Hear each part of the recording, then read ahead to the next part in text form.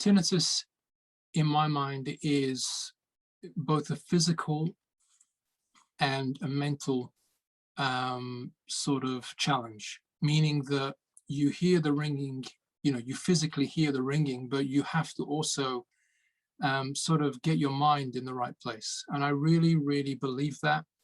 And the reason why I got involved in sharing my experience is because about 4 or 5 years ago, I experienced a really bad spike in my tinnitus. Oh, I'm sorry. And back then, I'm sort of a private person. I'm not sort of someone who goes on forums and shares their stories. There's nothing wrong with that. I encourage people to do that, but that's just not my style. So I felt terribly alone. And it got very dark.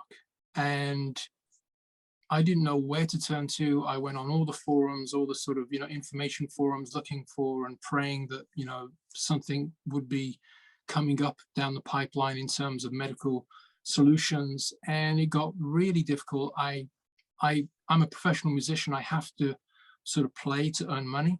And I remember it was in November 17th of 2007, November 16th of 2017. And I had some Christmas shows to play that I had to play. Like I was contracted and everything.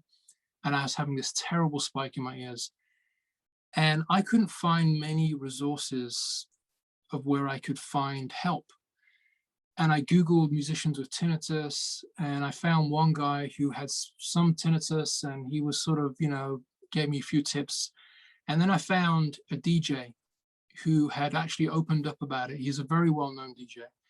And he'd done an interview in a big magazine. And I actually contacted him and I said, look, I just want to say how much your article meant to me and how inspiring it was for me. He got back in touch with me straight away, and he sent me his phone number. And it was a deeply emotional time for me, because I thought, my God, this guy's a well-known DJ and I'm, just some guy in Norway.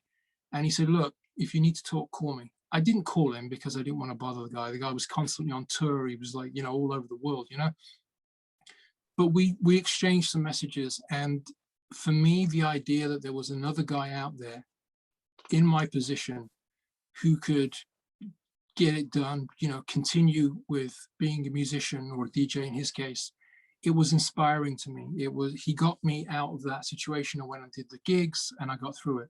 That's when I learned that tinnitus is also very much a mental game. So when I wrote the book, I absolutely wanted it to be something that had tools, something that had steps that you could go forward, things that you could action and say, okay, I'm in this situation, but here's things I can do. And I really believe in the idea of heroes and the idea of inspiring people, because I know that the people that inspire us, they were inspired by people themselves. That's how it works. They look to people like, you think of Muhammad Ali, he looked at other boxers, he looked at religion, he looked at religious leaders.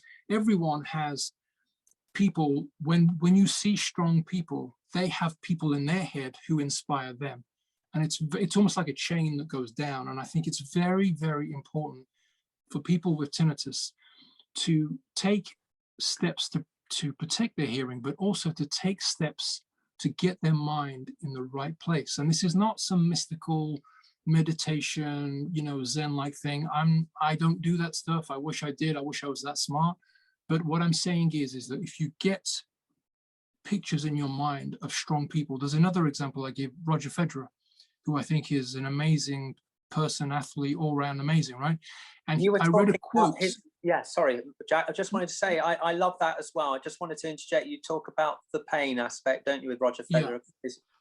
Yeah, like, again, during that time, because I was really struggling, I didn't know what to do.